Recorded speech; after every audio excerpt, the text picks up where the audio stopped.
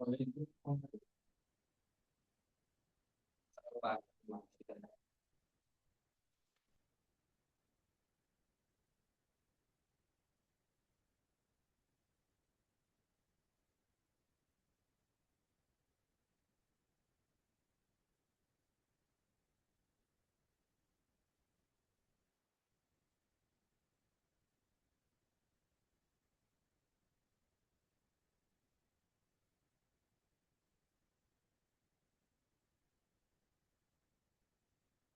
नहीं, अभी रजिस्ट्रेशन करवाएंगे तो फीस भरनी पड़ेगी भाई तुम्हारे को अगले साल फिर से।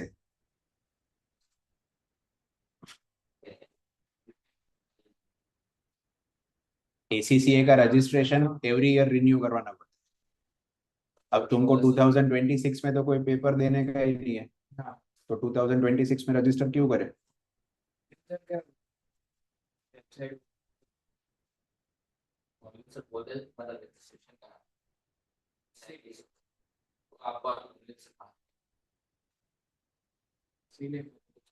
नहीं नहीं, टीचर ने बोला कि जैसे ही वेबसाइट ओपन हो जाए मेरे को बोल देना भाई आपका रजिस्ट्रेशन करना है।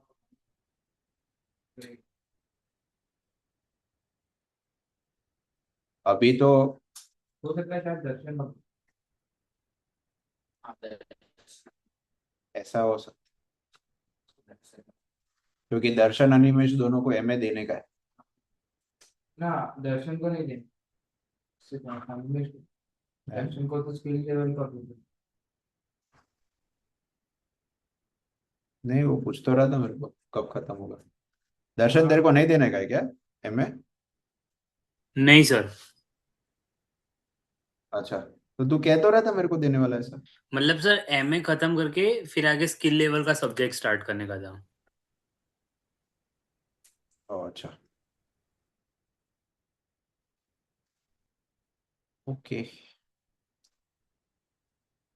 मतलब हमारा अभी रजिस्ट्रेशन इस साल के बाद, राइट। आपका तो नहीं भी।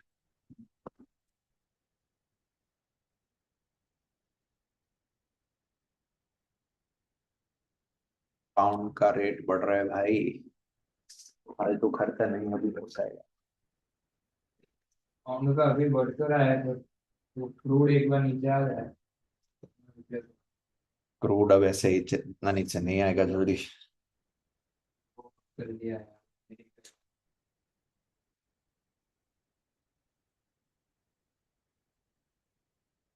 125 हो गए, तो उससे भी ऊपर नहीं। 129।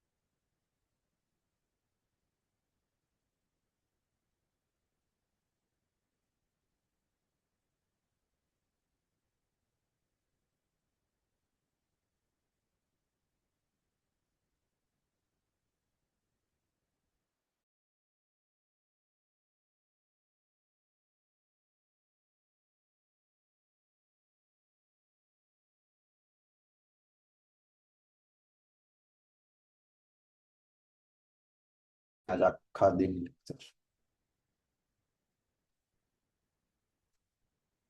स्क्रीन ही शेयर नहीं करने देता है।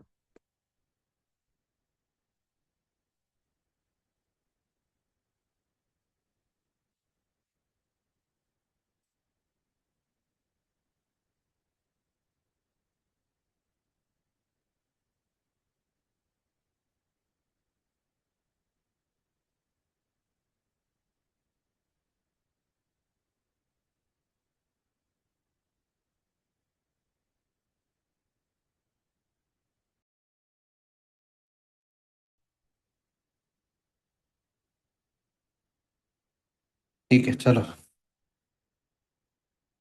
दर्शन आवाज आ रही है भाई तेरे को। यस सर आ रही है।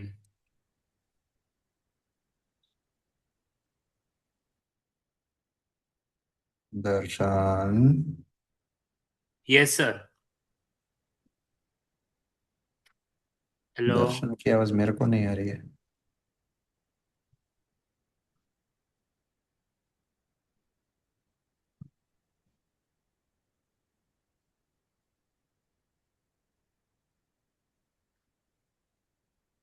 आ रही है ना? हाँ बस बढ़िया। चलो, स्क्रीन शेयर कर रहे हैं।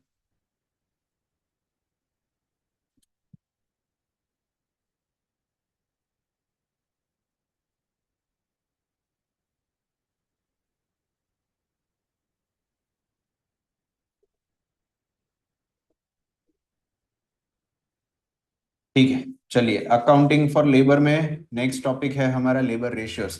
आपके पास तो बुक्स है ही सबके पास, तो प्रॉब्लम नहीं है, ठीक है। ACC ની ઇન્ક્વાયરી છે હું લઈ લઉં કે પછી તમે આવો છો साक्षी नदी क्या गई?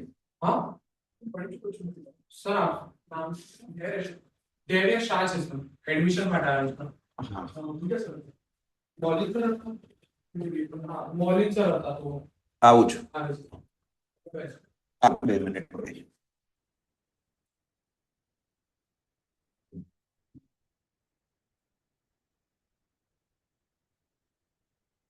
रवि प्लीज प्लीज नहीं आता अरे नॉलेज लेवल कहते कि ना ऐसे हाँ अरे सीखते रहते हैं सीखते रहते हैं हाँ फिर लोग हाँ हाँ सीखते हैं हाँ सीखते हैं पर 1 लाख प्रयास किया हाँ ये बराबर है ये स्ट्रक्चर तो मैं क्या रही ये बात जब मैं ये 5 पेपर में एग्जाम्पशन ना आते हैं बराबर मैं ये एग्जाम्पशन भी इसी को नहीं आवे इससे ना क्या है ये कॉलेज में रजिस्टर कहाँ पर है एग्जाम तो कॉलेज में सर्टिफिकेट है ये રીતે તને એક્ઝામ્પશન પડે અત્યારે ચીજો નહીં મળો અત્યારથી જ લઈ લઈશ નહીં મળવા એ તો મને ખ્યાલ અત્યારે આવે પણ નોલેજ છે એ તો એક્ઝામ આગળ પછી પેલી સર્ટિફિકેટ આપે જો એક્ઝામ્પશન કેમ મળતું એસીસી એ ના मुझे એમનો કોલેજ હોય થોડી કોલેજો જો એમાં એ કહેતા હોય કે અગર આ છૂટો તમારે ત્યાં ભણવાનું હોય અને તમારે ત્યાં કોઈ કોર્સ કરાય તો અમે એના આટલા એક્ઝામ્પશન આપે એને આટલા નહીં કરવાના તો એ કોલેજથી માંગશે ને કે શું પ્રૂફ કે આ તમારા ત્યાં પર એટલે એના માટે તો સર્ટિફિકેટ સર્ટિફિકેટ કોલેજની ગેરંટી પણ કે નહીં ભાઈ એમાં 2 લાખ આને એક્ઝામ્પશન આપો એ રીતે ખ્યાલ આવી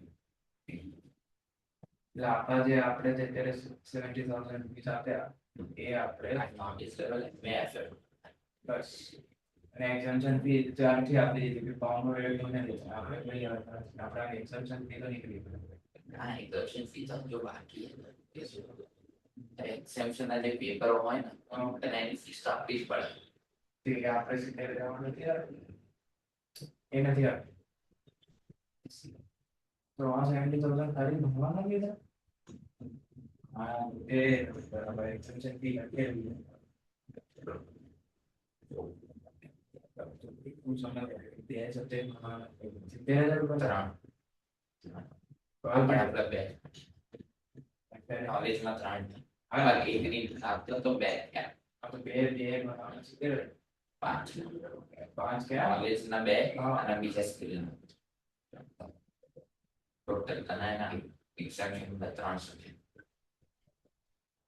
એ તો મને એક્ઝામ્પશન સારી 5 નો મળશે અગર કોલેજ નો હોય તો हाँ पर આપણે જે ત્યાં છે એમડી આપણે ના આપણે એક્ઝામ્પશન ફી પ્લસ આપણે કહે કે ભાઈ જોઈ બાકી એ જોઈન કરી સિમ્પલ સિમ્પલ એમને એ બે સબ્જેક્ટમાં કોઈ સબ્જેક્ટ કામ એમાં લોકો इतनी बात थी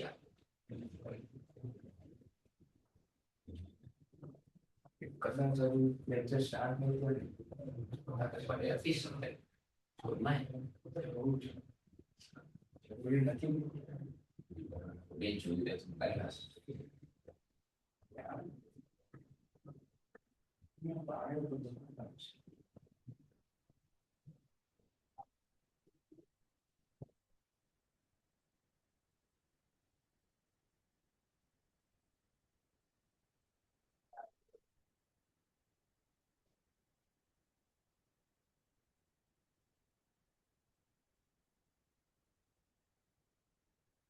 બસ.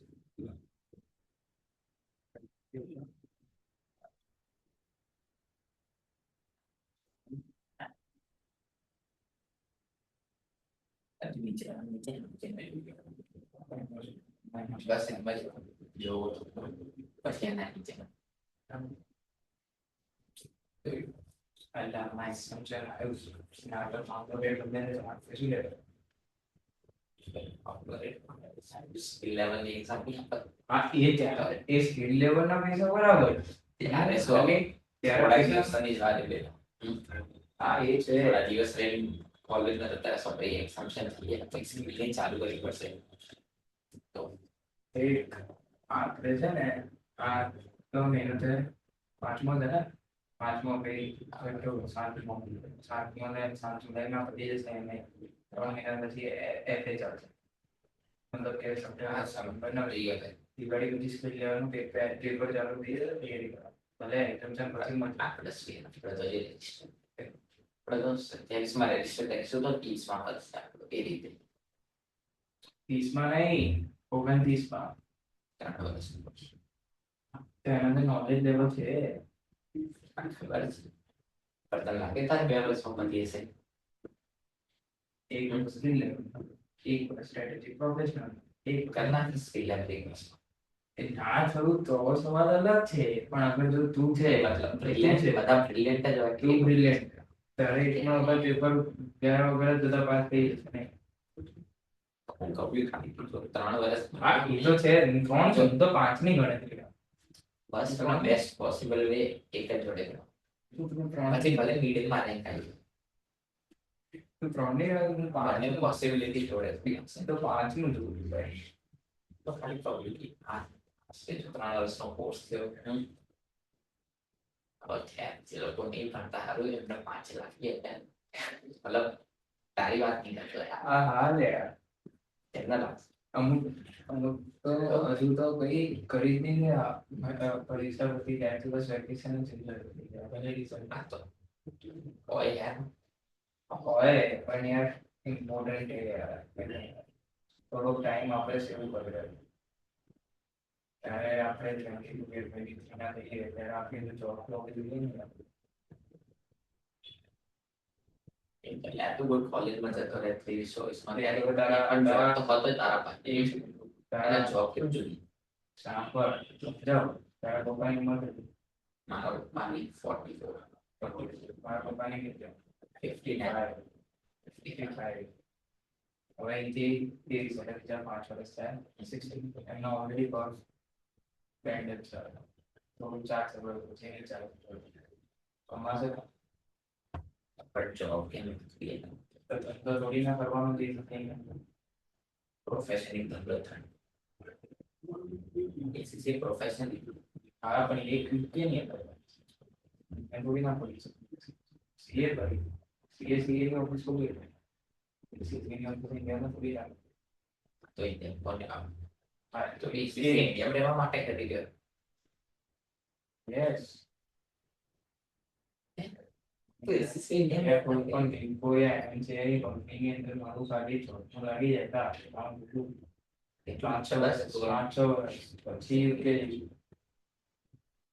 તો 5 બહુ બધી રિસ્પોન્સિબિલિટી ભાઈ તને લાગે કેમ કે તું તારી તે તારા મમ્મી કેટલા ને તો મમ્મી પપ્પા છે બસ અને મારો ભાઈ છે હા મારો already ભાઈ તારો ત્યાં નથી ક્યારે એ UK તમારે ઓલમોસ્ટ એ તો સેટ થઈ ગયો હતો ઓલમોસ્ટ 3 ઓલમોસ્ટ તમારું સેટ જ થઈ ગયું હમ. મારે ક્યાંય તને ગણી અને એ 10 માં ફ્યુચરમાં બનાવવાનું ને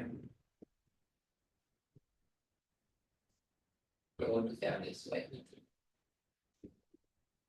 રિસ્પોન્સિબિલિટી ભાઈ મારે ગોવાના ઘરે કોઈ છે નહીં. એને બેન છે.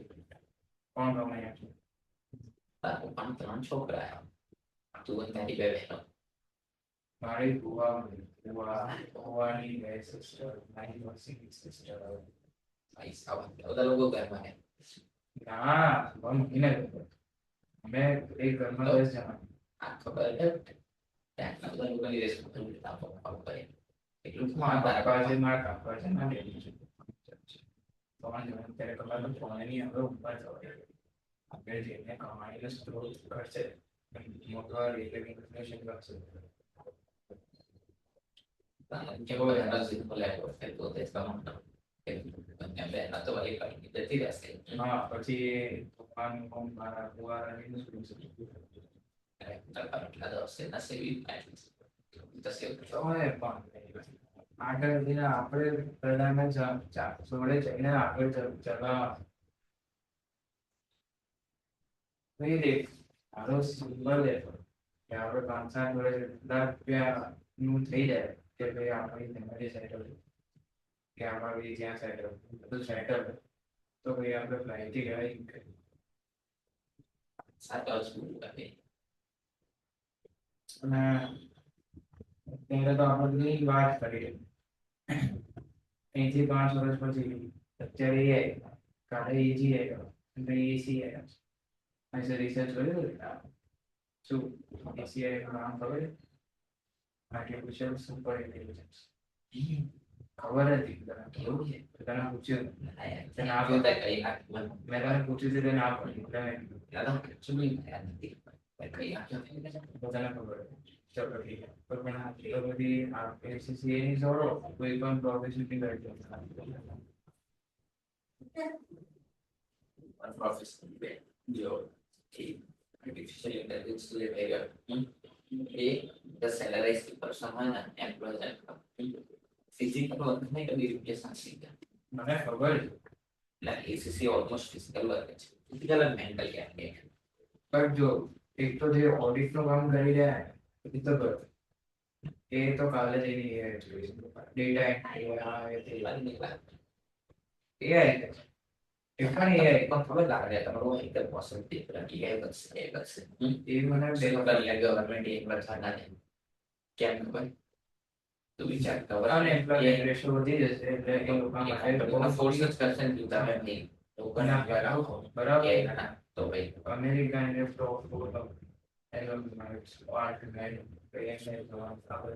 ગૂગલ જે પણ આ બધા AI ની અંદર ઇન્વેસ્ટ કરી ઇન્વેસ્ટ કરી તો ત્યારથી જે અમેરિકાના લોકોને ખબર છે અમેરિકાના લોકોને ખબર છે કે જે ધનિક વ્હાઇટ હાઉસ ને ખબર છે કે આ લોકો આટલું ઇન્વેસ્ટ કરશે તો AI આવશે તો આપણા દેશનો એમ્પ્લોયમેન્ટ રેશિયો વધશે આમ હોવા છતાં અમેરિકા ક્યાં રૂકે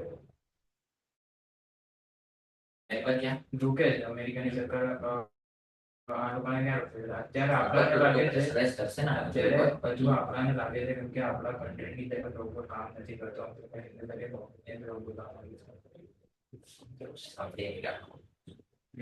જો હજી લોકો એમનો પ્રેશરાઇઝ કરવા ચાલુ કરે ગવર્મેન્ટ લોકો એ ચાઇનાની અંદર બોલવાનું એવું છે ચાઇનાની અંદર કેમ કે અમેરિકાની અંદર તો જો અમેરિકાનું કેવું સિસ્ટમ આખી જુદા છે એ લોકોની અંદર જે 60 years પ્લસ હોય 60 years પ્લસ એમને તો બધું આપે એ બધું આપે એટલે એ લોકોને એ તો છે એ લોકો જોડે એટલું સોનું છે કે કાર લૂંટી જવાની ઇમ્પ્લોયમેન્ટ રેશિયો પણ વધે તો એ લોકોને કેટલો મોટો વાંધો આવે અને એ લોકોની પોપ્યુલેશન ઇન્ડિયાના 10% પણ નથી ગ્રીન પૈસો અને સોનું વાપરે નહીં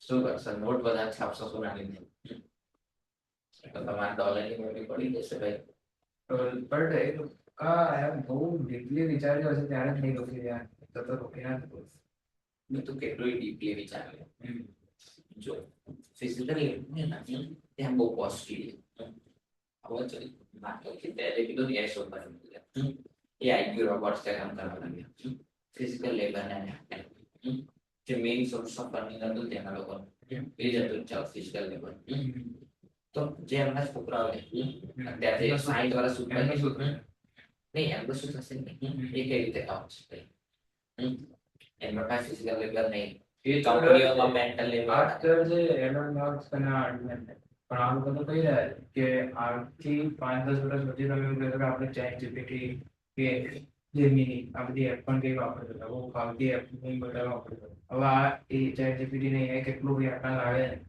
સિમ્પલ છે કોઈ સવાલ પૂછો તમને કોઈ જવાબ આપી દે એનાથી બેસ્ટ તો માણસને કોઈ પણ ફિઝિકલ માણસને કોઈ પણ ગમે તેટલો મોટો એક્સપર્ટ પણ તો પણ એને જવાબ આપવા માટે થોડાક સેકન્ડ્સ છે અને પેલો વિધાઉટ સેકન્ડ્સ તો ના આવે.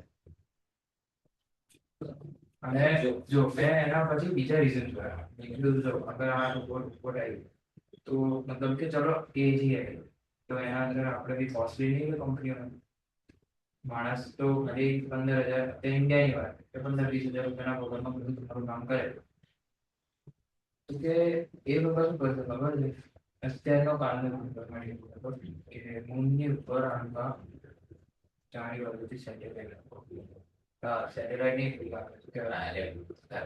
પેનલ સોલાર પેનલ ત્યાંથી સીધું ટ્રાન્ઝેક્શન આવે અહીંયા આગળ એટલે કે કેટલા ગીગાવોટ વીજળી સીધી ટ્રાન્સફર થશે મતલબ મૂનની ઉપર એ લોકો સોલાર પેનલ આખા સેટેલાઇટ એ પર આખા આખા મૂન એટલે નહીં મૂનની આસપાસ આ પૃથ્વી અહીંયા આગળ એટલા બધા એટલે કે જે સૂર્યનો રિફ્લેક્શન આવી રહ્યો એ રિફ્લેક્શનથી સૌથી ફાસ્ટ વીજળી બને એવો આ લોકોનો ટાર્ગેટ છે. આવી રીતે પછી આપણા જેટલા પણ ત્યાં લોકો આ કામ કરશે એમને વીજળી જોઈશે ને તે લોકો પણ સોલાર પેનલ રહે અને એનાથી બહુ મોટી વીજળી બનાવશે અને આ લોકોને જે બેટરીનો જે મોટો ખર્ચો હોય એ ઝીરો થઈ જશે તો પછી એ લોકોને મોંઘું બી પડશે. આ કરવા ઉપર ખર્ચો ખબર કેટલો લાગશે સ્ટાર્ટિંગમાં છે કરોડો અબજો રૂપિયા અબજો રૂપિયા એ જ કે અત્યારે અબજો આગળ જઈને ઝીરો તો શું કરશે તો કંપની શું વિચારે એટલે ભલે અત્યારે અબજો છે કાલે જઈને ઝીરો થાય બે ત્યારે આ બધું ખર્ચવા માટે પહેલા કેટલું કમાવું પડે એ તો વિચાર હજુ તો 30-40 વર્ષની વાત થાય હજુ બધે અત્યારે આપણે ખબર અમેરિકાની NVIDIA $5 trillion પહોંચી ગયું માર્કેટ. આ તો નેટવર્ક છે ને એમની હા તો એ નેટવર્ક તું સમજી ને નેટવર્ક નો મતલબ શું હોય કે Investor. કંપનીની વેલ્યુ એટલી હા જો કંપનીની વેલ્યુ એ અલગ ચલ બસ એલોન મસ્ક કે એની નેટવર્ક 700 બિલિયન તો એના પાસે પોકેટમાં નાથી સાચો એ તો એના બસ ઇમેજિનેશન વેલ્યુ કંપનીની બટ આ લોકો અહીંયા ટ્વિસ્ટ કરે આ લોકો અહીંયા ટ્વિસ્ટ કરે મને કોઈ કંપની કાલે એનવીડિયા કરવી પડશે તો એને 5 ટ્રિલિયન આપવા પડશે પણ કોઈના પાસે એટલા કોઈના પાસે પણ નથી ચલ 20 લોકો મળીને આવી જાય તોય નહીં કરે તોય પણ નહીં કરે પણ હવે સમજ એલન મસ્કના આજની તારીખમાં રૂપિયા જોતો હશે તો શું કરે એ સીધો બેંકમાં જાય છે બેંકમાં જાય હા, એ તો ખબર છે. તમને આટલી રકમ મળી જાય બેંક વાળા એ લોકો આપે છે $1 trillion બેંકના પાસે $1 ટ્રિલિયન બેંક આપે છે એમને થોડી આવે બેંક સામે $1 ટ્રિલિયન અમેરિકન બેંક અને કેમ આપે ત્યાં છૂટ આ તો કોઈ બેંકને શેર શેર વેલ્યુ નહીં $1 ટ્રિલિયન છે એ શેર મળે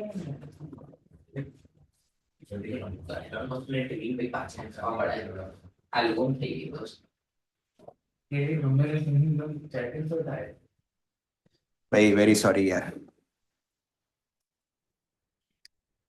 શું કરીએ છે આપણે જીવનમાં. હા લેબર રેશિયોસ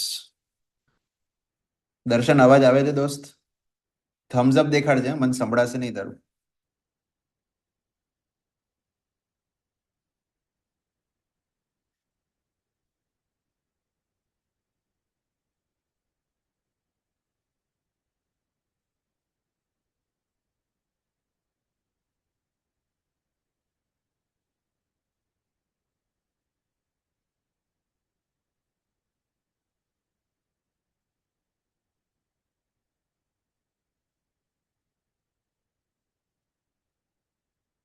दर्शन चला गया होगा. ठीक है चलो लेबर रेशियोज पे आ रहे हैं अपन. हाँ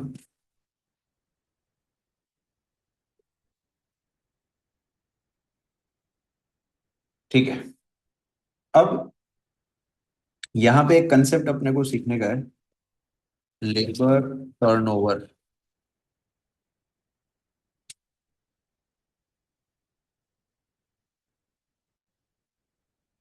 क्या होता है लेबर टर्नओवर? टर्नओवर मतलब नहीं, टर्नओवर का मतलब क्या होता है? टर्नओवर मतलब चेंज, बदलाव. ठीक है तो लेबर टर्नओवर मतलब लेबर फोर्स में कितना चेंज आया, बराबर। अब चेंज जैसा बोला प्रिंस ने कि नया लोग आने से भी होता है और एग्जिस्टिंग छोड़ के जा रहे हैं उससे भी होता है, बराबर। तो वो सब लेबर टर्नओवर में कंसिडर किया जाता है। देखो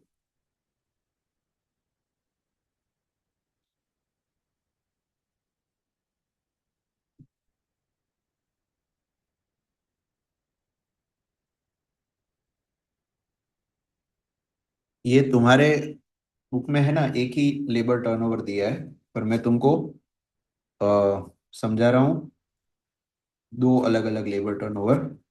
पहला,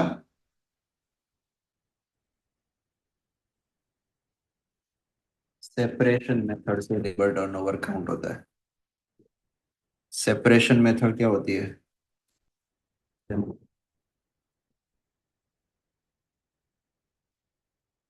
number of workers leaving divide by average number of workers into 100। ठीक है, चलो। अब दूसरा होता है replacement.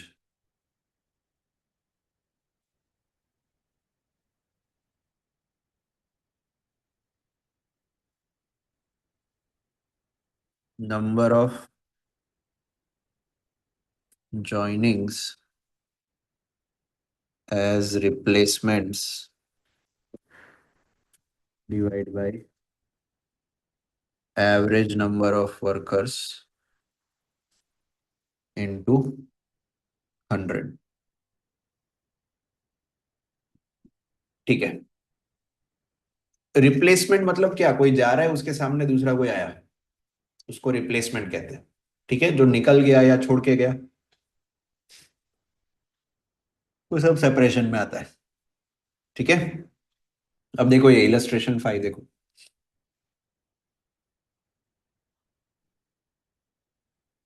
As 1st January, a company employed 3641 employees, and at 31st December, employee numbers were 3735.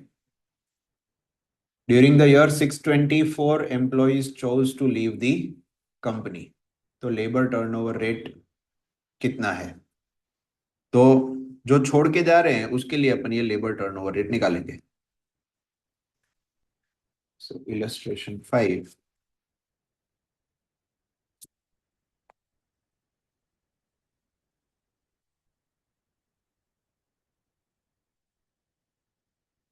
number of workers leaving divided by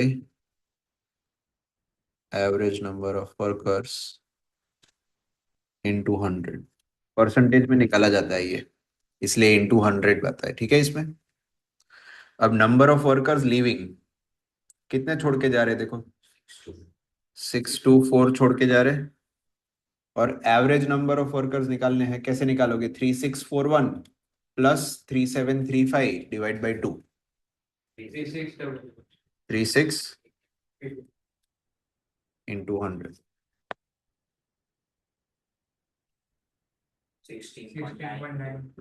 16 ये labour turnover rate है। अब लेबर टर्नओवर ज्यादा होना ये बुरा माना जाता है, क्योंकि उसका मतलब ये है कि एम्प्लॉयज अपने साथ टिक के नहीं रह रहे। सो हाई लेबर टर्नओवर होना अच्छी बात नहीं है। ठीक है, बट क्यों होता है ज्यादा टर्नओवर होने का रीजन क्या होता है? देखो, एक तो ये होता है कि अपने लोग वर्कर को अच्छे से ट्रीट ही नहीं कर रहे, बराबर, उनको काम करने की अच्छी स्थिति नहीं दे रहे हैं। या ऐसा होता है कि कंपनी में पॉलिटिक्स बहुत चलता है, तो भी वर्कर्स थक के कंटाल के चले जाते हैं, उनको अच्छा पैसा नहीं मिलता तो भी निकल जाएंगे। ग्रोथ नहीं दिख रही, मतलब काम तो कर रहे हैं पर ऐसा नहीं दिख रहा है कि यार 5 साल ऐसे ही मन लगा के काम करूंगा तो कोई अच्छी परिस्थिति में पहुंच सकता हूँ। प्रमोशन। हाँ, सो तो भी निकल जाएंगे, बराबर, ग्रोथ नहीं दिख रहा है उनको। फिर कई बार ऐसा होता है कि लेबर टर्नओवर रेट है ना किसी इंडस्ट्री में ही हाई होता है, कोई काम है ही ऐसा कि जिसमें हाई लेबर टर्नओवर रेट रहता है। जैसे सोचो, हम्म, ये कॉल सेंटर्स होते हैं ना, उसमें labour turnover rate is super high, extreme. क्यों? कॉल सेंटर में वर्कर्स जनरली एक लंबा करियर बनाने के इरादे से काम नहीं करते।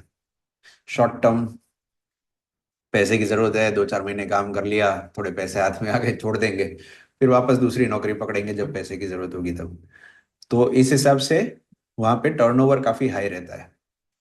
ठीक है, तो कुछ इंडस्ट्रीज ही ऐसी है कि जिसमें हाई लेबर टर्नओवर रेट रहता है, but otherwise labour turnover rate ज्यादातर केसेस में कम किया जा सकता है अगर आप वर्कर्स को अच्छी ट्रीटमेंट दो, काम करने का अच्छा उनको एनवायरनमेंट मिले, पॉलिटिक्स ना हो, ग्रोथ मिले, अच्छा पगार मिले, तो जनरली वर्कर्स टिक के काम करते हैं।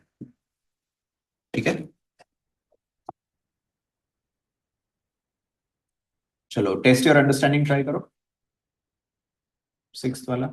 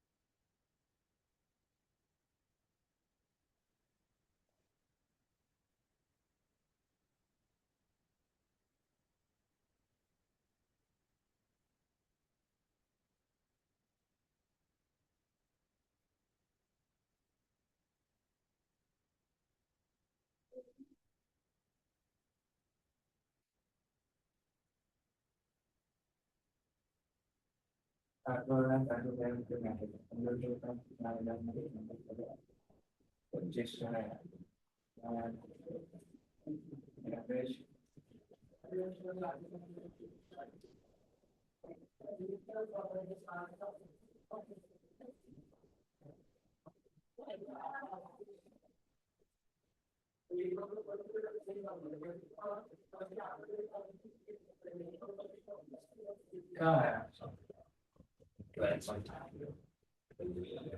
2500 वो एवरेज 25 एवरेज कैसे 4000 लोग थे 1500 गए कंपनी ने निकाला और 400 आया 400 गए, वो तो मैटर करता है। तो एंड ऑफ द ईयर क्या ना, हाँ तो एंड ऑफ द ईयर लोग बात करते 25 से थोड़ी आता है एवरेज। अबे एवरेज तो हमसे नहीं तेरी तरीका ना क्या, भाई ये नंबर प्लस करें डिवाइड बाय 2 करवाना भाई, है, तुम ना क्या एवरेज लिखना है ना। हाँ ये तो क्या है। तो आता है end of the year employ निकाल। हम्म अच्छा हाँ 3250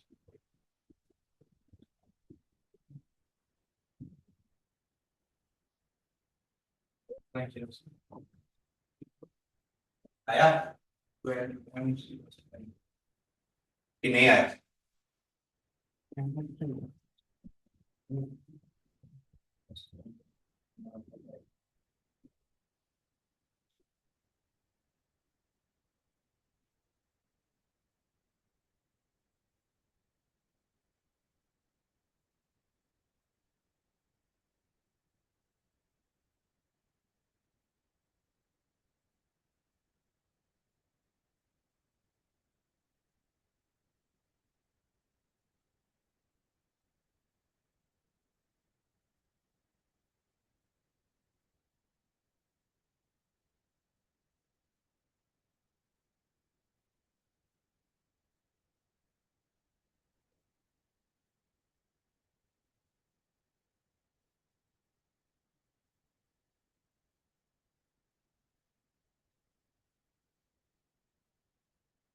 आया ना आया? 12 पॉइंट तेरा? 12 पॉइंट नहीं आया 123.3 कैसे होगा? एक मिनट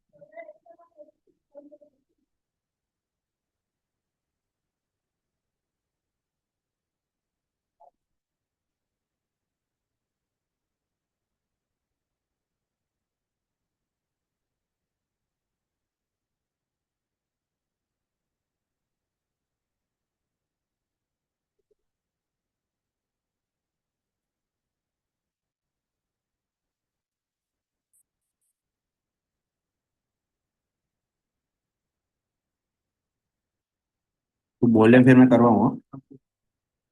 करूँ?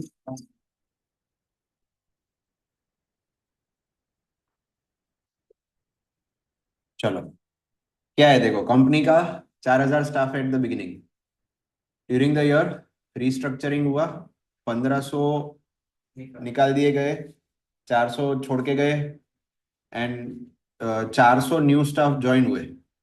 तो जो 400 छोड़ के गए उसके सामने 400 नए आए, बराबर। तो ये 400 हमारे लिए चेंज है, वो मतलब का है, बराबर। अब रही बात number of workers at beginning and at end की, तो एट बिगिनिंग 4,000 थे ना, और एट एंड कितना होगा? पहले 4,000 थे, उसमें 1,500 गए, 400 गए, और 400 आए, सो 2,500 हो गया ना, ये एट द एंड हो गया। और अब आपका लेबर टर्नओवर का फॉर्मूला लगा दो।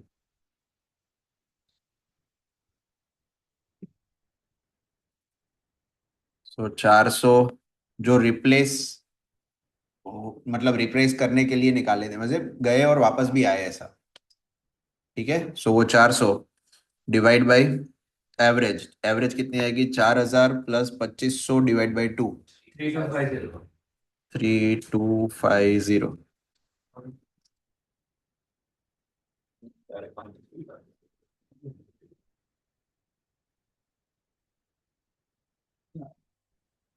400 ऊपर भी निकाल के ये मैंने क्या 1500 निकल गया। 1,500 तो रिडंडेंट हो गया, मतलब वो जॉब ही यूजलेस हो गई। वो डेजिग्नेशन ही नहीं है अभी कंपनी में, पोजीशन ही नहीं है। अच्छा जगह ही अब फॉर्मूला समझो, उसका क्या है? Number of levers who require replacement, ऐसा लिखता है वो। हाँ तो वो छोड़ने वाले जिनका रिप्लेसमेंट जरूरी है। समझ गया।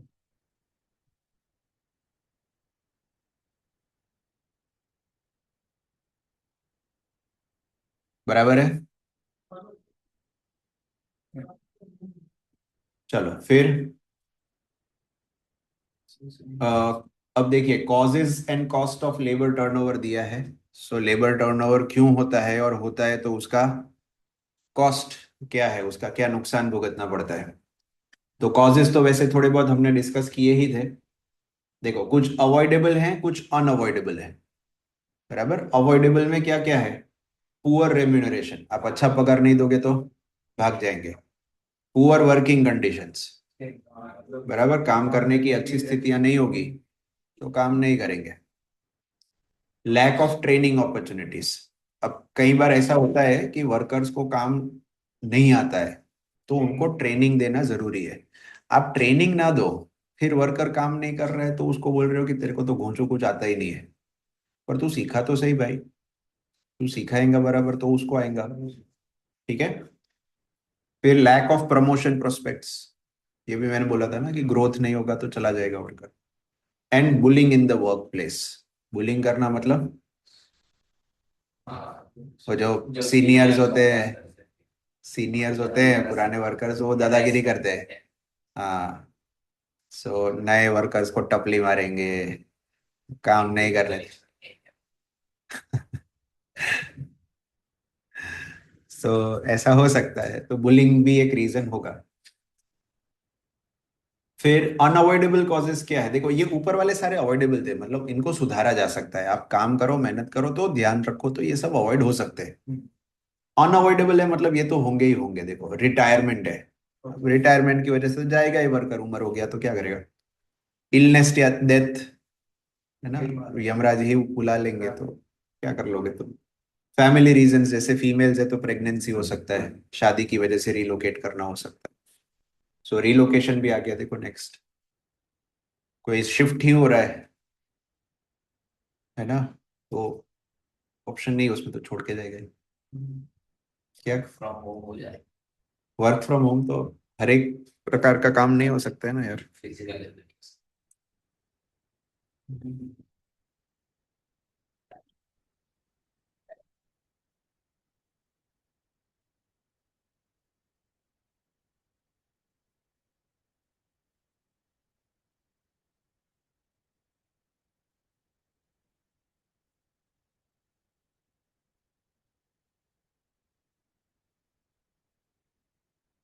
ठीक है, फिर कॉस्ट क्या क्या आती है, देखो लेबर टर्नओवर की।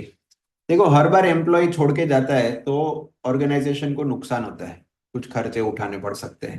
क्या क्या, ये देखो सारे रिप्लेसमेंट कॉस्ट है। नया वर्कर्स को ढूंढ के लाने के लिए जो खर्चा आपको लगेगा, that is called replacement cost. उसमें एक आ गया एडवर्टाइजिंग का खर्चा, कि आपको एडवर्टाइजमेंट देनी पड़ेगी अलग अलग प्लेटफॉर्म्स पे, कि भाई अभी हमको हायरिंग कर रहे हैं, हमको नया लोगों का जरूरत है। सो एडवर्टाइजमेंट का कॉस्ट आएगा। फिर कॉस्ट ऑफ सिलेक्शन, मतलब अभी नया लोग आएगा तो तुमको उसका इंटरव्यू करना पड़ेगा, उसको काम बराबर आता है नहीं आता है, वो अलग अलग टेस्ट लोगे आप उसके, उससे आपको डिसाइड करना है कि ये हमारे लायक है भी या नहीं, वो सब में टाइम जाएगा। फिर ट्रेनिंग देनी पड़ेगी नए एम्प्लॉयज को, और रिड्यूस्ड एफिशिएंसी होगा जब तक नया एम्प्लॉय वो पुराने वाले लेवल के थे उस स्किल लेवल तक ना पहुंच जाए, है ना। एक्सपीरियंस वर्कर तो सालों से वही काम कर रहा है, तो फटाफट कर पा रहा होगा। नए वर्कर्स के पास इतना स्किल नहीं है, तो जब तक वो सीख ना ले पूरा, तब तक वो धीरे धीरे काम करेंगे, टाइम बिगड़ेगा, गलतियां होंगी, वो सबका नुकसान भुगतना पड़ेगा। ठीक है,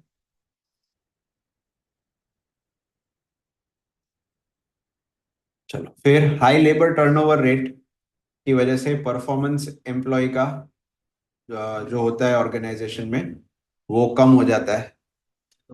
सच एम्प्लॉयज में become restless and resentful of the extra burden of training new members. तो पुराने वाले वर्कर्स को ऐसा लगेगा कि यार ये तो हमारे ऊपर ही काम का बोझ बढ़ रहा है, क्योंकि एग्जिस्टिंग वाले छोड़ छोड़ के जा रहे हैं, तो उन नए वर्कर आ रहे हैं, उनको काम सिखाने का लोड भी पुराने वालों पे ही है, और काम बराबर से हो ये देखने की जिम्मेदारी भी पुराने वालों की ही है। तो इसीलिए उनको ऐसा लगता है कि यार ये तो अभी हमारा जिंदगी तो इसमें ऐसा दुख में ही जा रहा है पूरा, क्योंकि इनको भी सिखाओ, काम जो चल रहा है उसमें भी ध्यान दो, बराबर। फिर in order to keep the labor turnover rate to a minimum, organization should aim to prevent employees from leaving। तो ऑर्गेनाइजेशंस को ये कोशिश करनी चाहिए कि छोड़ के जाए ही नहीं। Such preventive measures come with their own cost known as preventive cost.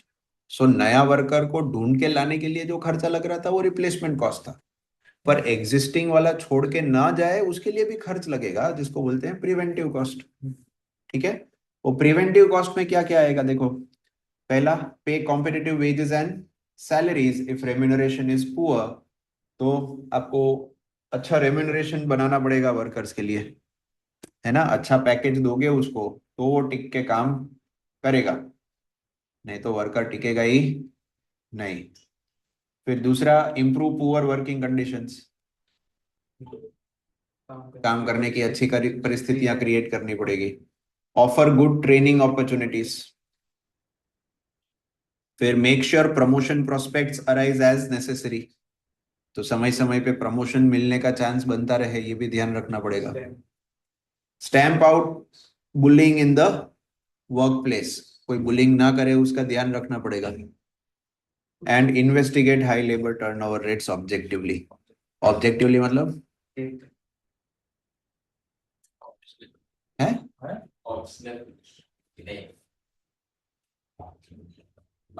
Objective type question के बेसिस पे से तुक्का मारा ना तुमने। हाँ nice। बारी बारी देखते रहना चाहिए। ऑब्जेक्टिवली मतलब बिना किसी बायसनेस के, मतलब पार्शियलिटी के बगैर। सब्जेक्टिव मतलब व्यक्तिगत, जो हर एक व्यक्ति के लिए अलग होता है, उसको सब्जेक्टिव कहते हैं। ऑब्जेक्टिव मतलब जो सबको एक ही जैसा सोचेगा।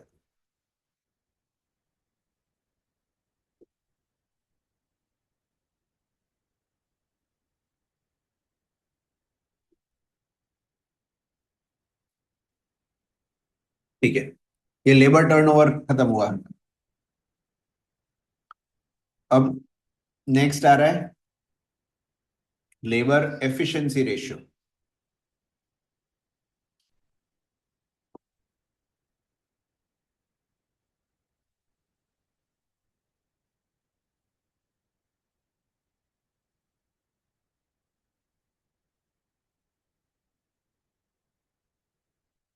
अच्छा, एफिशिएंसी रेशियो में अपन वर्कर्स का काम करने का एफिशिएंसी कितना है वो मेजर करते हैं। ठीक है, अब वो कैसे डिसाइड होता है, तो वर्कर ने जो काम करने में समय लगाया है उसको देखने का, और एक्चुअल जो काम करने के लिए समय दिया गया था उसको देखने का। स्टैंडर्ड टाइम और एक्चुअल टाइम, इसको कंपेयर करने का। ऐसा सोचो कि मैंने किसी वर्कर को कुछ काम करने के लिए 10 घंटे दिए थे, उसने काम खत्म कर दिया 12 घंटे में, तो उसकी एफिशिएंसी अच्छी मानी जाएगी या बुरी मानी जाएगी? टाइम दिया था 10 घंटे, 10 घंटे और काम ये 12 घंटे। काम किया उसने 12 घंटे में, तो खराब मानी जाएगी उसकी एफिशिएंसी, क्योंकि उसने ज्यादा समय ले लिया वही काम करने में। ठीक है, अगर 10 घंटे का काम 8 घंटे में कर दिया होता तो अच्छी मानी जाएगी। अब जो वर्कर्स की एफिशिएंसी हमने दिया था उस काम को खत्म करने में ज्यादा है, अच्छी है, उसका एफिशिएंसी रेशियो 100% के ऊपर होगा। 10 घंटे का काम 10 घंटे में कोई करेगा ना, मतलब 100% एफिशिएंट है। अब कम टाइम में किया तो 100 तो 100 से ज्यादा एफिशिएंसी आएगी। अच्छा हाँ कम कम समय में काम किया हाँ और वही काम के लिए ज्यादा समय लगाया तो 100 से कम आएगी एफिशिएंसी। ठीक है, तो लेबर एफिशिएंसी रेशियो निकालने के लिए हम क्या करते हैं, जो स्टैंडर्ड आवर्स दिए गए थे फॉर एक्चुअल आउटपुट, उसको डिवाइड करने का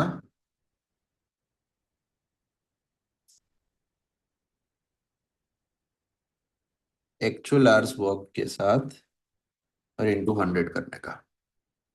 तो सोचो 10 घंटे का काम 8 घंटे में किया, तो 10/8 इंटू 100, तो 100 के ऊपर गया। 10 घंटे का काम 12 घंटे में किया, तो 10/12 इंटू 100 मतलब 100 से नीचे आएगा। समझ आया? हाँ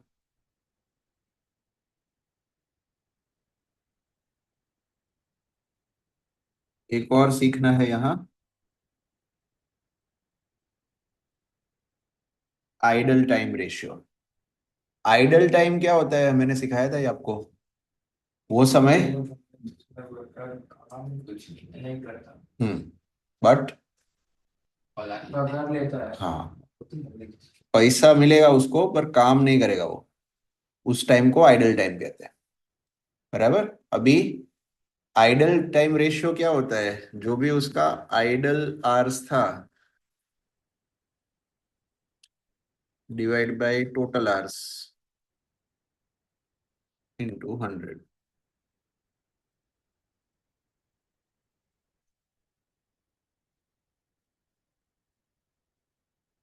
ठीक है, so for example total 100 hours थे, उसमें से वर्कर्स ने 5 आवर्स आइडल बैठा रहा, तो उसका आइडल टाइम रेशियो इज 5/100, मतलब 5%। पता चला?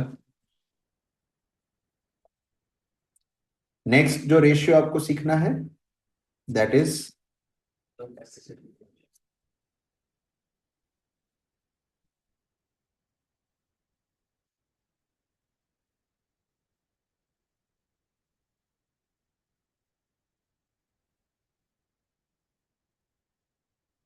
अब ये कैपेसिटी रेशियो कैसे आता है? Actual hours divide by budgeted hours into 100। Capacity worker की कितनी है ये समझने के लिए कैपेसिटी रेशियो काम आता है। समझा? अगर मान लो किसी महीने में 200 घंटे काम करने का बजट सेट किया गया था कि भाई इस महीने में 200 घंटे तो वर्कर काम करेगा, बट वर्कर ने 180 घंटे काम किया, तो इससे डिसाइड होता है वर्कर का कैपेसिटी, कि जहां जिस मंथ में 200 घंटे काम करने की पॉसिबिलिटी थी वहां वर्कर ने काम किया है 180 घंटे, मतलब 90% कैपेसिटी पे उसने काम किया है। अगर पूरे 200 घंटे काम करता तो उसका कैपेसिटी 100% यूज हुआ है। ज्यादा करे तो हाँ, तो ज्यादा हो गया। समझ आया? So that is labour capacity ratio.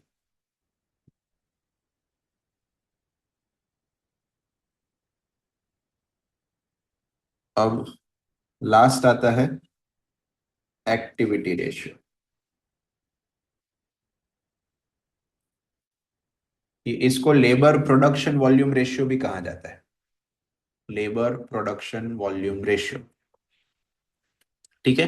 ये एक्चुअली जो आपने ये दोनों रेशियोज निकाले हैं ना, एफिशिएंसी और कैपेसिटी, ये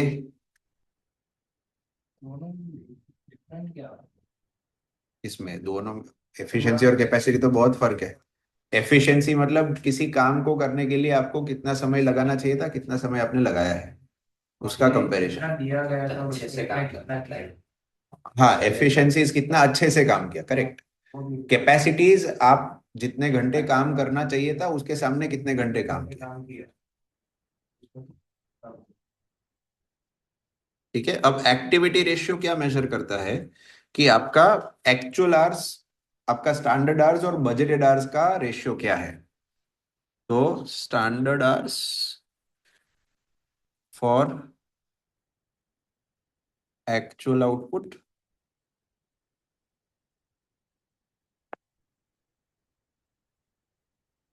डिवाइडेड बाय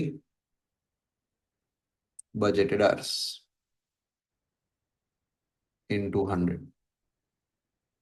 ठीक है? वो एक्टिविटी रेशियो कहलाता है। किसी काम को करने के लिए स्टैंडर्ड कितना समय सेट किया गया था डिवाइडेड बाय कितने टोटल आवर्स बजटेड थे इनटू 100। बजटेड आवर्स और स्टैंडर्ड आवर्स दोनों अलग चीजें हैं, हाँ? वो समझने का। बजटेड आवर्स मतलब अंदाजित कितने घंटे काम करेंगे, और स्टैंडर्ड आवर्स हमेशा आउटपुट के रेफरेंस में होता है कि इस आउटपुट को प्रोड्यूस करने के लिए कितना समय लगना चाहिए। समझे? बजट है ना, वो एस्टिमेट है, अनुमान है, अंदाज है। स्टैंडर्ड है वो बेंचमार्क है, इतना होना चाहिए। ठीक है? जो हो सकता है अंदाजा लगा रहे हो वो बजट है, जो होना चाहिए स्टैंडर्ड सेट कर रहे हो। Okay?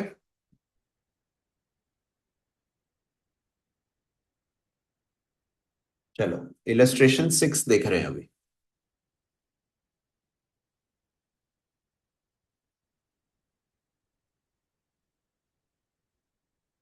A company budgets to make 800 units in 400 hours in a period. Actual output during the period was 840 units, which took 410 hours to make the output. आपको क्या करना है? लेबर का एफिशिएंसी, कैपेसिटी और production volume ratio निकालना है।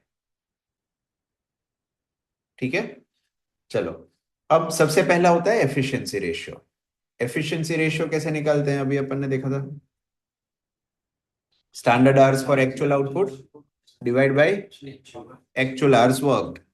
तो इसी के बेसिस पे समझ लें, तो एक्चुअल कितना आवर्स काम किया है यहाँ पे देखो,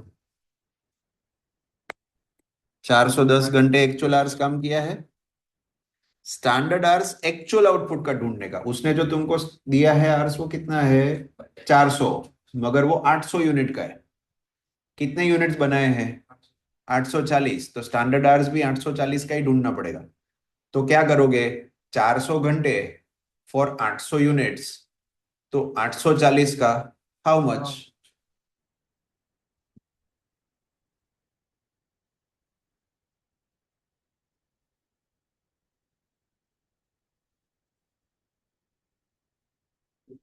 400 घंटे फॉर 800 यूनिट्स, तो 840 के लिए 420 आया ना, वो तुम्हारा standard hours for actual output है।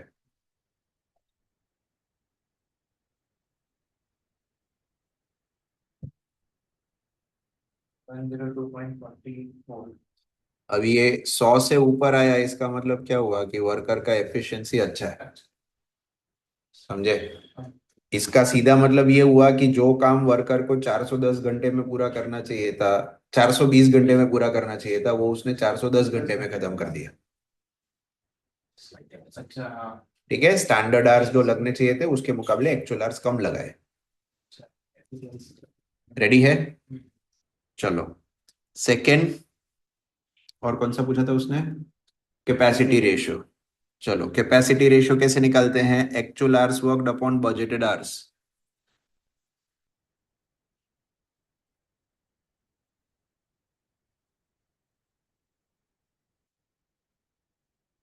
एक्चुअल आवर्स कितना काम किया है,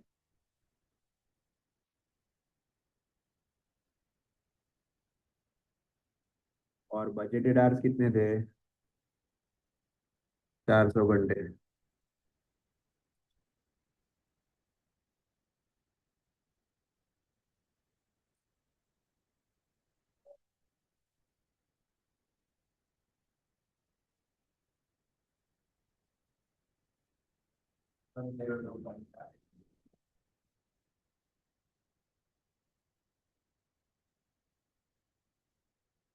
ये 102.5 आया आपका कैपेसिटी रेशियो।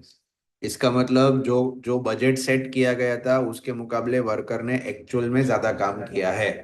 400 घंटे ही प्लान हुआ था इस महीने में काम होना, मगर उसकी जगह काम किया 410 घंटे, तो कैपेसिटी से ज्यादा काम किया। समझ आया। और तीसरा क्या पूछा है, प्रोडक्शन वॉल्यूम रेशियो मतलब एक्टिविटी रेशियो। अब एक्टिविटी रेशियो कैसे निकाली जाती है, तो स्टैंडर्ड आवर्स जो एक्चुअल आउटपुट का है डिवाइड बाय बजटेड आवर्स। सो ये स्टैंडर्ड हम निकाल ही चुके थे पहले वाले में, 420 divide by budgeted hours 400। 105।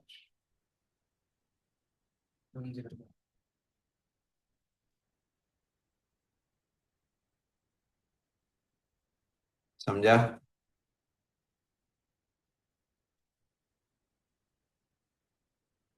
Ready, चलो करो next, T why you try करो।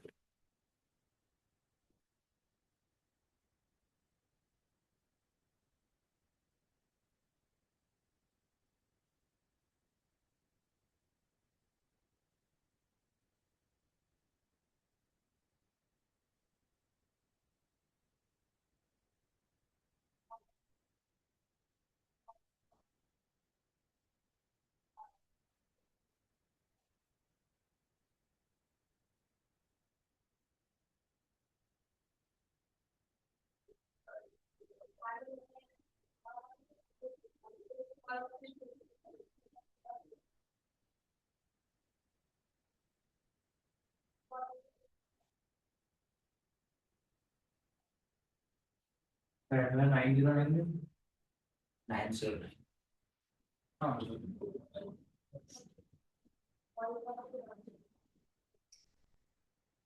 दूसरा क्या है?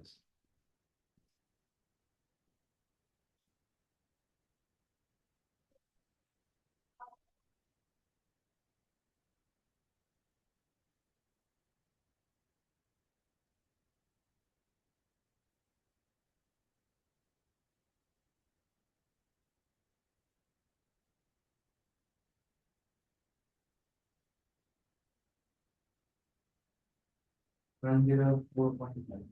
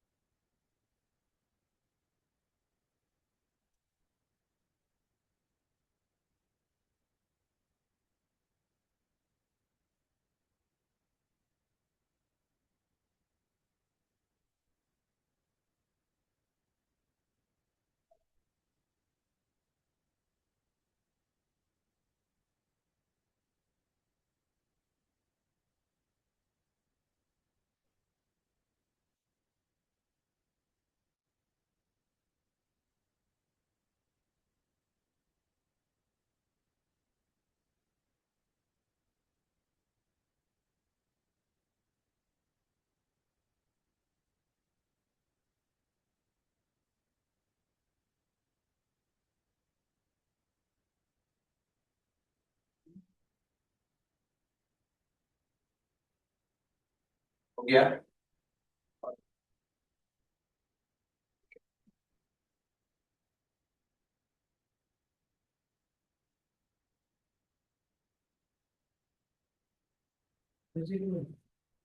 कैपेसिटी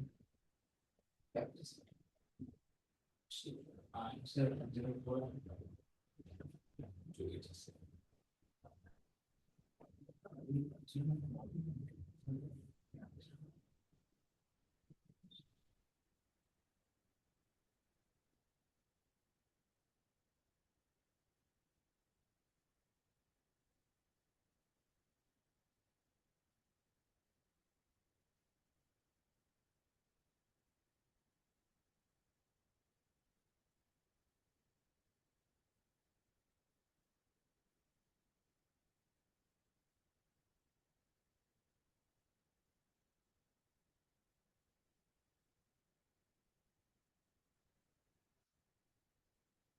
हो गया?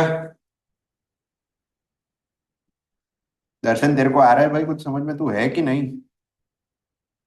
यस सर वो हाँ। हाँ क्लास में। बीच में क्या नेट बंद हो गया था तेरा? क्या हुआ था? हाँ सर बीच में लगा गया था। हम्म। आ गया?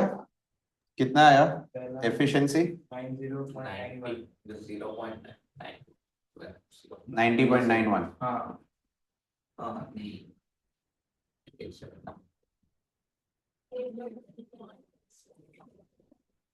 95 91.9 91.91।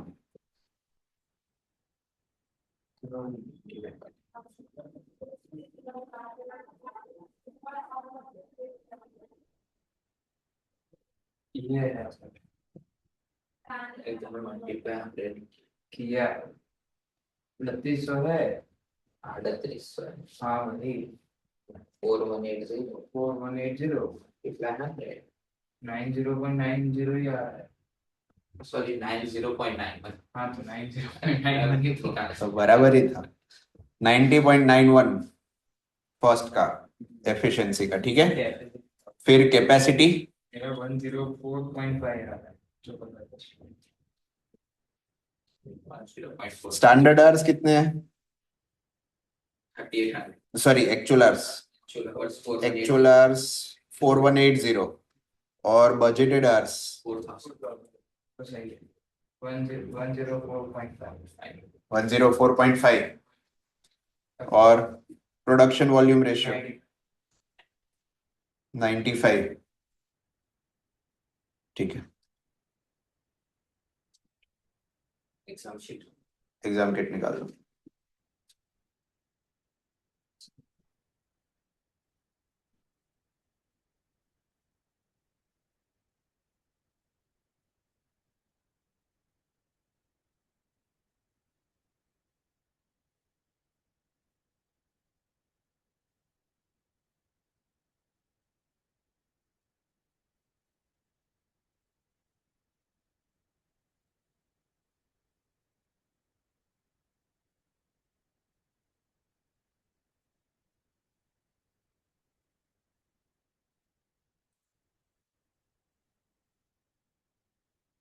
186 से start. Yeah, sorry.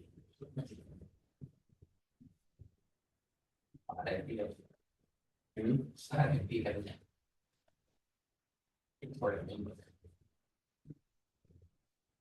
थोड़े तो करो यहाँ पे,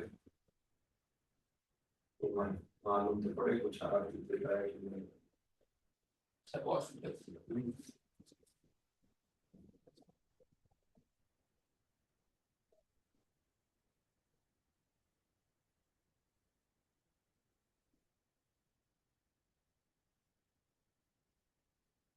कहाँ से start करें?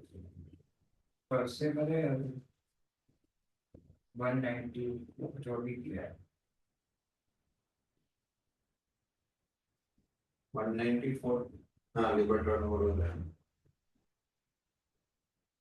उसके बाद 15% भी going for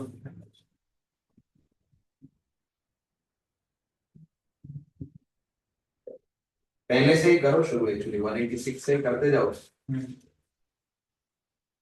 अच्छा आपको कोई ऐसी बुक पता है जो मेरे को हेल्प करे थोड़ा इंग्लिश के अंदर, मतलब एक वर्ड इंग्लिश में और सामने थोड़ा गुजराती हो, मैं थोड़े वर्ड से अवेयरनेस हो, ये सारे वर्ड ऐसे आप बोलते हो उसके बाद समझ में आता है, स्टार्टिंग में यार थोड़ा बहुत प्रॉब्लम हो जाएगा, तो वो तो तेरे को देखते जाने का उसका। फिर आगे जाके यही रहेंगे वर्ड्स तो हाँ तो पर वो तो जैसे जैसे सीखता जाएगा आदत तो आती जाएगी, समझ में आता जाएगा। ये तो स्टार्टिंग में ही लगता है खाली। ऐसा है।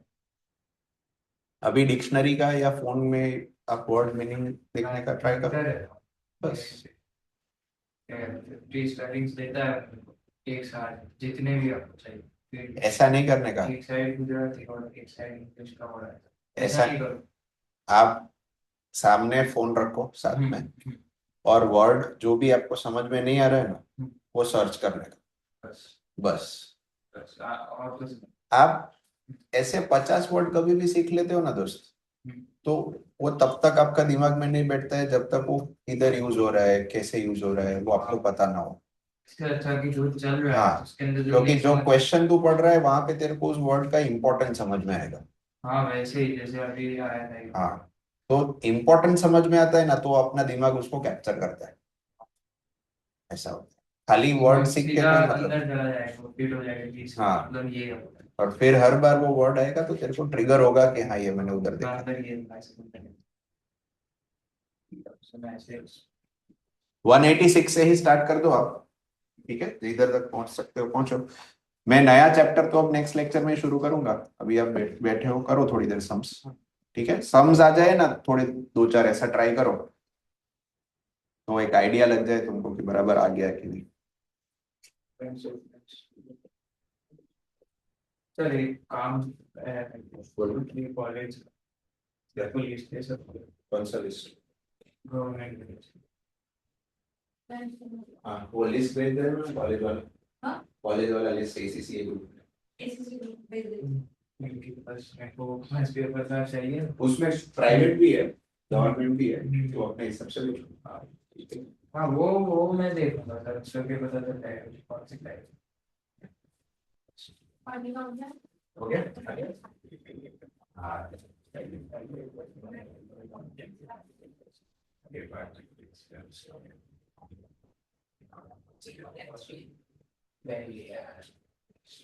सम कर दिया यार, जो है ना 197 बिहार का है, एक पड़ेगा 190 बोलते 197 है ना, फिर एक सिनेमा का है बस।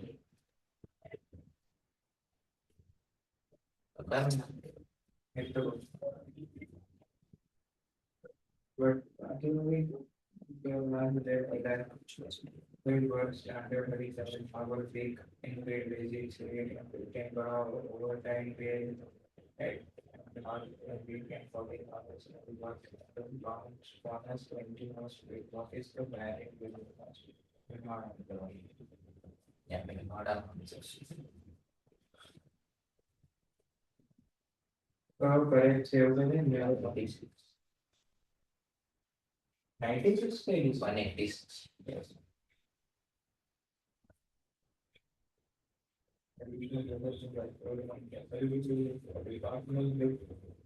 Their capacity being made to govern for others.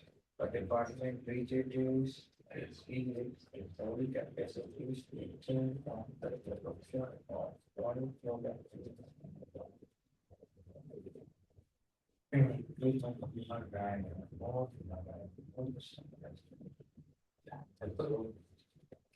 The department is still capacity made to work more knowledge. Available for cancer. Increase does not be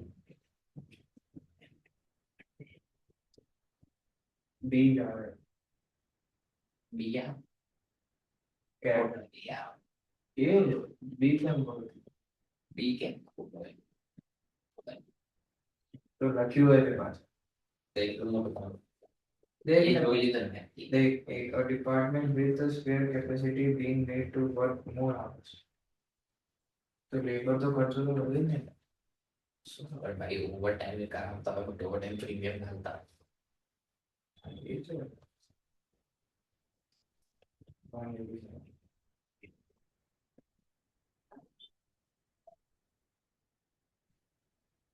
Manufacturing flows is very busy and over time she's being what would be essentially an accounts level problem from the development normative class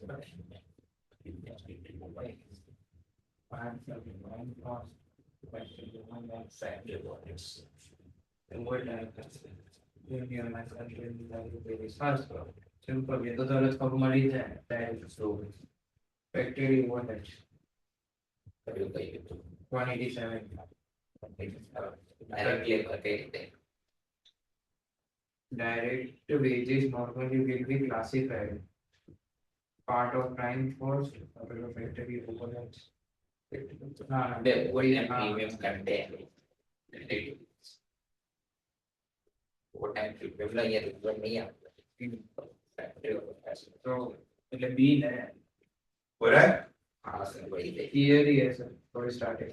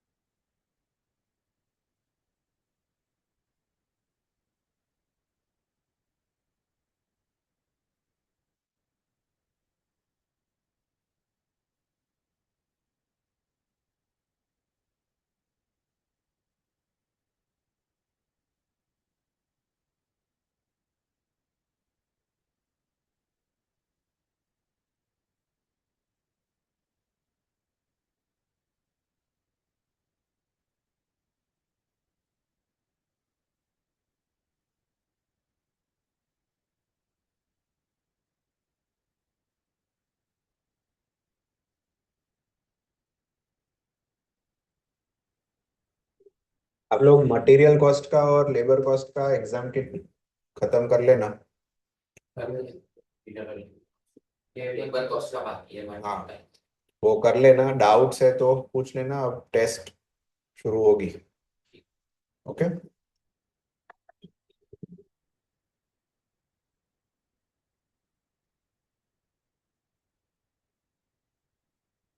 इस week पता नहीं, वो भी सब नहीं।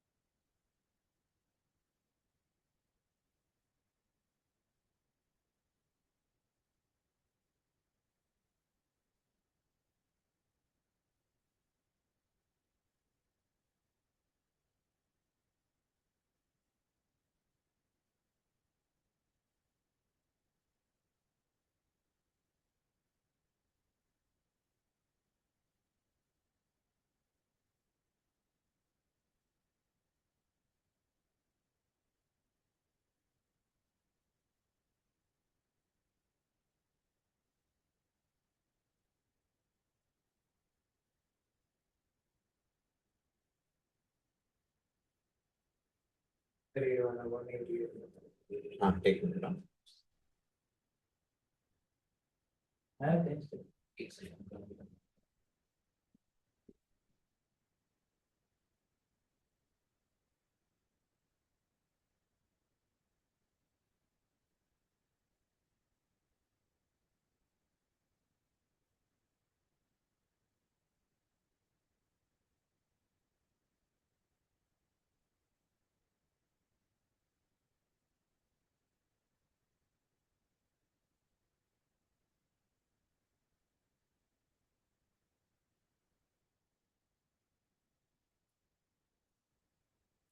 कौन सा वाला दोस्त?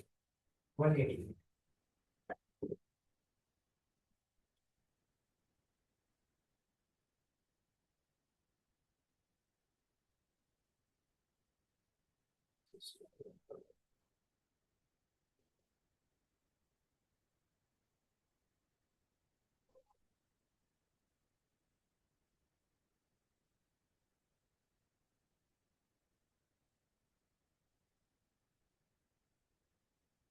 KL currently pays its direct production workers on a time base at a rate of 6.5.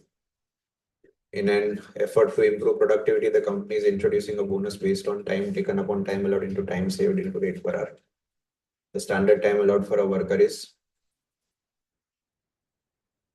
37.5. In the first week of scheme's operation, one employee worked for a total of 44 hours and performed 94 operations.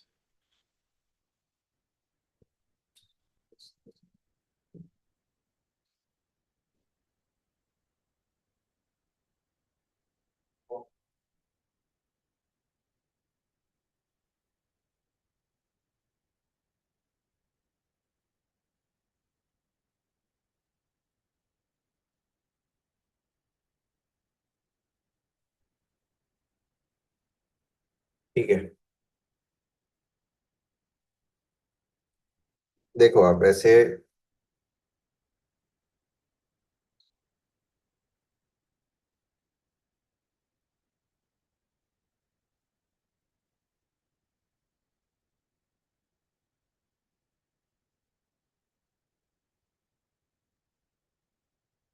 188 में basic तो उसका time taken into 6.5 था ना, सो time taken कितना है 44 hours. सो तो basic तो इतना है ही है। बोनस के लिए time taken upon time allowed 44, time allowed अभी निकालते हैं, फिर टाइम सेव्ड इनटू 6.5 करने का।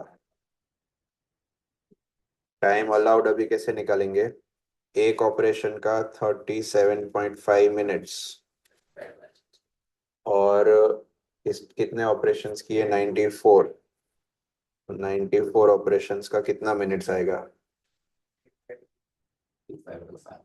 3525 मिनट्स आया। अच्छा हाँ इसको डिवाइड बाय 60 मिनट्स करो तो ये आवर्स आ गया।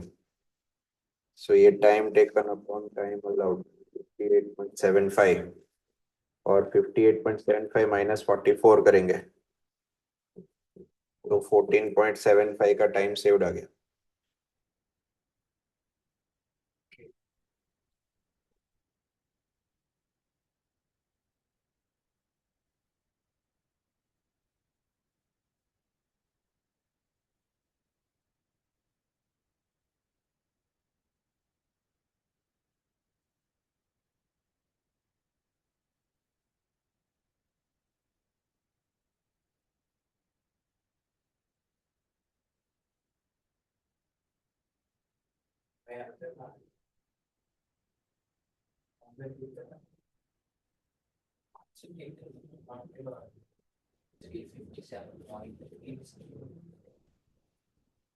सामने ही तो है अब, ये कैलकुलेट कर और दोनों को टोटल कर।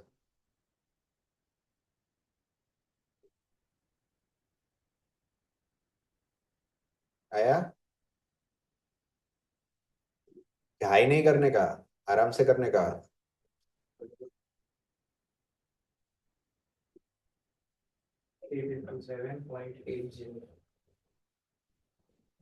ठीक है, आगे अब करना घर पे कंप्लीट, बराबर।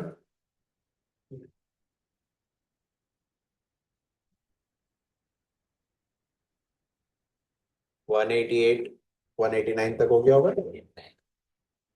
आगे के घर पे एक बार कंप्लीट करो, बराबर। ना आए वो डाउट्स पूछ लेना, मटेरियल कॉस्ट के भी पूछ लेना, बराबर। जाओ,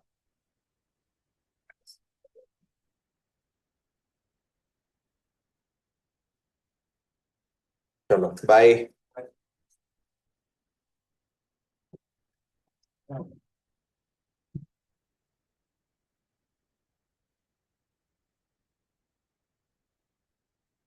कभी कभी सीट मिल जाती है, कभी कभी नहीं मिलती तो सीधा